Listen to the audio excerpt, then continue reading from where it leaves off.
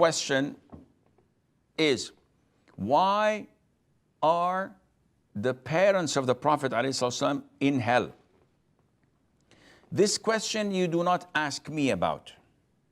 This question is something that the Prophet himself ﷺ told us about, and the hadith is in Sahih al-Imam Muslim. His father, a man came to him and said, "O Prophet of Allah, where's my father?" So the Prophet said, "Your father is in hell." How did the Prophet know? Allahumma salli wa sallim alayhi. Because Allah told him.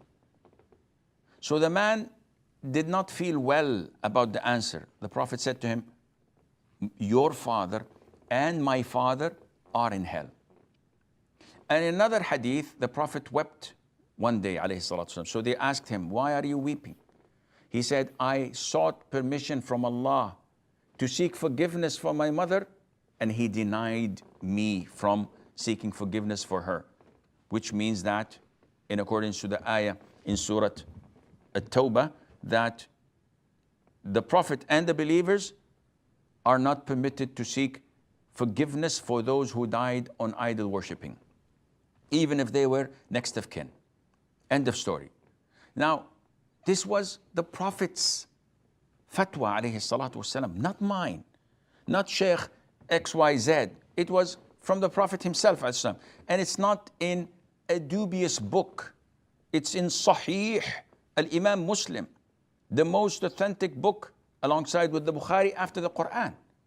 So why this is not our issue or problem? Because this is from Allah Azza wa Jal. It's a revelation. You can say that maybe because the people of Mecca had the religion of Ibrahim. This is why they were performing Hajj, they were doing Tawaf, and they had the original religion of Ibrahim of worshipping Allah on Tawheed. And his son Ismail was their forefather.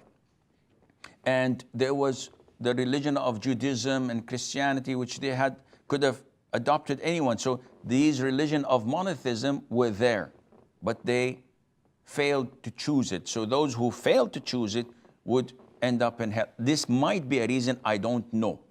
What I know is what the Prophet said to us, alayhi salam, we have to believe and comply, and Allah knows best.